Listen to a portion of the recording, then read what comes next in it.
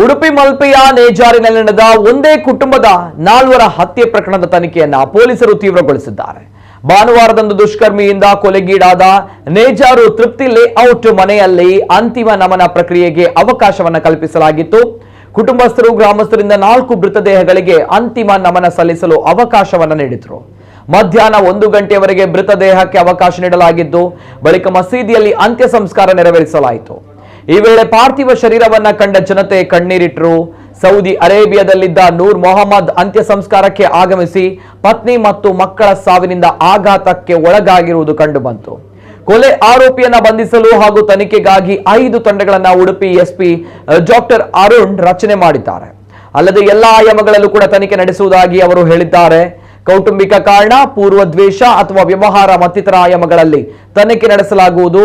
ಕೊಲೆಯಾದ ಕುಟುಂಬದ ಸದಸ್ಯರು ಕೆಲಸ ಮಾಡ್ತಾ ಇರುವ ಕಡೆ ಮಾಹಿತಿ ಸಂಗ್ರಹ ಮಾಡಲಾಗ್ತಾ ಇದೆ. ಪೊಲೀಸರು ಸಂತೆಕಟ್ಟೆ, ಕರಾವಳಿ ಜಂಕ್ಷನ್ಗಳ ಸಿಸಿಟಿವಿ ಫುಟೇಜ್ ಕಲೆ ಹಾಕ್ತಾ ಇದ್ದಾರೆ. ಆರೋಪಿಯನ್ನ ಮನೆಗೆ ಬಿಟ್ಟು ಬಂದ ಆಟೋ ಚಾಲಕನಿಂದಲೂ ಕೂಡ ಮಾಹಿತಿ ಸಂಗ್ರಹ ಮಾಡಲಾಗಿದೆ.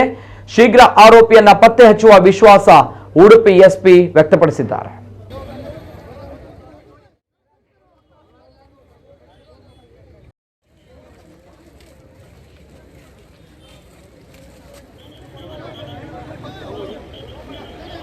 मूज कर